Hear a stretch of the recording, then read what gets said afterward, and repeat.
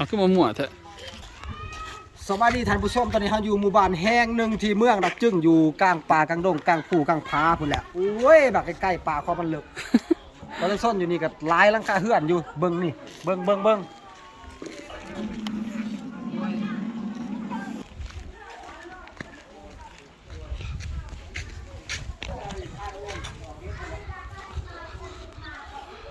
โอ้ยกวนเวลาเดินเด้อไอ้เด้ออยู่นี่ไม่ขึ้นแจกนั่งไหนบ่นี่จะดีหลังยังไง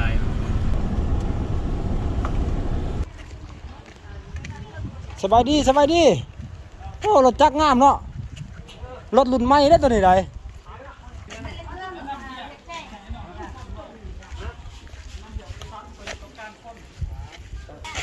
สิมาถ่ายรายการสารคดีนี่นะไปหน้าแล้วไปหน้าไปบ้านด้วยกันเนี่ย